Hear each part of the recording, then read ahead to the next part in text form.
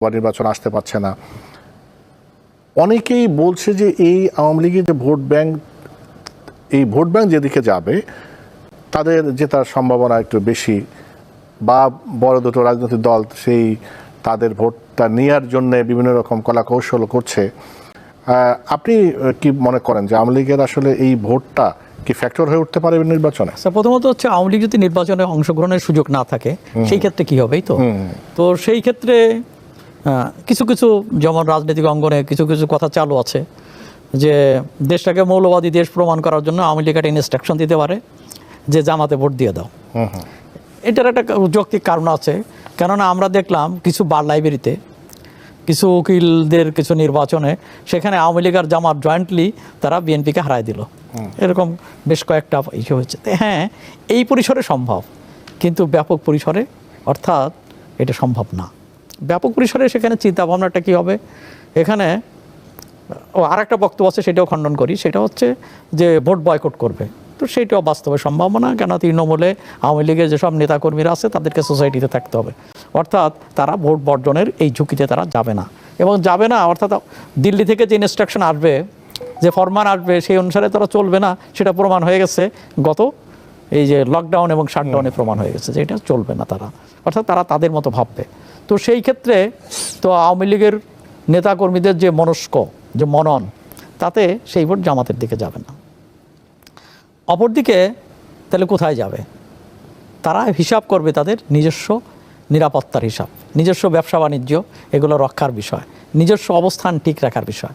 তো সেখানে হবে যেখানে যে প্রভাবশালী প্রার্থী তার দিকে যাবে, যেখানে বিএনপি প্রভাবশালী সেখানে বিএনপির দিকে যাবে, কোথাও কোথাও জামাত প্রভাবশালী হলে সেখানে জামাতের দিকে যেতে পারে, এবং এমনকি স্বতন্ত্র যখন প্রভাবশালী আছে তো তার পিছনেও যেতে পারে।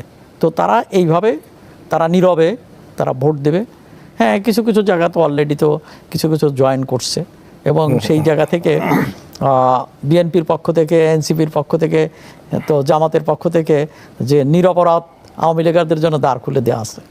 তো তারপরে খুব বেশি জয়েন করবে বলে আমার মনে হয় না। ভোটের ক্ষেত্রে হচ্ছে আমি যদি এক কথায় বলতে বলেন তাহলে আমার ধারণা ভোট প্রভাবশালীদের পক্ষে যাবে, যার যেখানে জোর ভোটটা তার বাক্সে যাওয়ার সম্ভাবনা বেশি।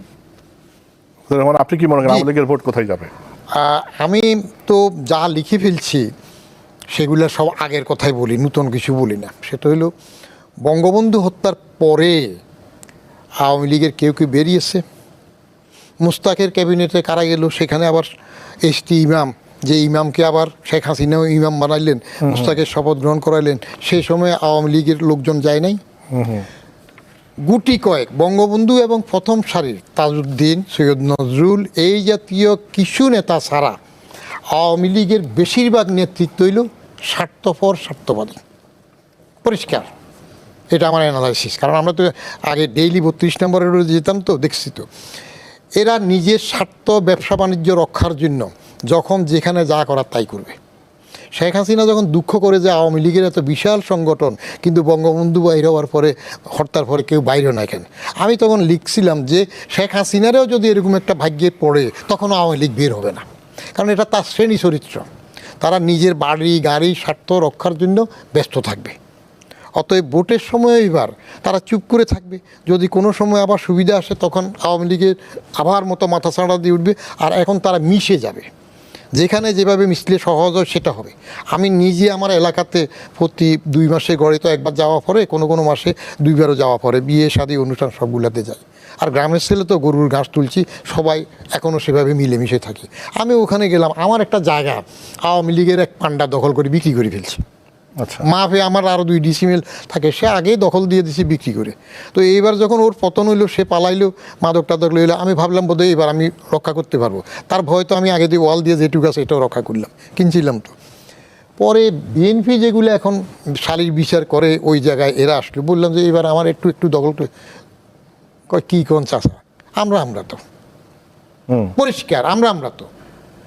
তাহলে তারা মিশে যাচ্ছে, তারা থাকবে। বরং এখন যারা ক্ষমতায় এসে যাচ্ছে, বাড়ছে, ওদের সাথে এরা যোগ দিচ্ছে যে আমি সাপোর্ট দিব, তুমি আরও আসো, তাহলে এইদিকে আসবে বেশিরভাগ। আর জামাতের জন্য যেটা যাওয়ার, জামাতকে মৌলবাদী হিসাবে প্রমাণ করে যদি বেশি উঠাইতে পারে তাহলে ইন্ডিয়ার তরফ থেকে সাপোর্ট পাওয়ার জন্য আওয়ামী লীগের কোনো লাভ হবে কিনা সেটা পরের হিসাব। কারণ মৌলবাদী হোক আর যাই হোক, জামাত যদি একবার ক্ষমতায় আসতে পারে তাহলে কিন্তু সবাই টের পাবে। কত ধরনের কত চাল। হ্যাঁ, ওই যে how many rice how many সেটা আছে। জামাতের একটা গুণ আছে, এটার জন্য জামাতের কিছু দোকানদার আমার বলে যে আপনি জানান আপনারা আমরা ভোট দেবো। সেটা হলো জামাত কমিউনিস্টদের চাইতেও শক্ত ডিসিপ্লিন মেনটেন করে। তাদের নেতৃত্ব যদি হুকুম দিয়ে দেয়, ওই যে রোকন টোকন কি দাব দাব পার হইতো না, নেতৃত্ব যদি হুকুম দেয় যে ওর রক কাটলে বেসতে যাবি, ওর এক কাটি দেবে, ওর কাছে আর কোনো নিয়মকানুন থাকবে না। তাহলে এই একটা ভীষণ ডিসিপ্লিন আছে না। আর জামাতের যখন মন্ত্রী দুইজন ছিল, আমি তখন ক্যাবিনেটের জয়েন্ট সেক্রেটারি, নিজামি মুজাহিদ এরা ছিল না মন্ত্রী, তাদের একটা সুবিধা ছিল, তারা যেটা করতো সেটা হইলো বাইরে মিটিং টিটিংয়ে গেলে তারা তাদের লোকজন দিয়ে সরকারি পয়সায় মিটিং করতো না, এটা তারা কিন্তু প্রতিষ্ঠিত হতো, নিজের ফান্ড থেকে করতো। আর জামাত যারা করে তাদের সাগরেদগুলার টেক কেয়ার করে তারা। জেলে যদি জামাতের কেউ যায়, আমার এক আত্মীয় দূরের, ও জেলে পড়ে গেছিল, এই একবার দেশে আসার পর কোথায় গণ্ডগোলের সময় জেলে যাওয়ার পরে তার মারে জিজ্ঞেস করলাম চলো কেমনে, কর্মক্ষম ছেলেটাই তো জেলে।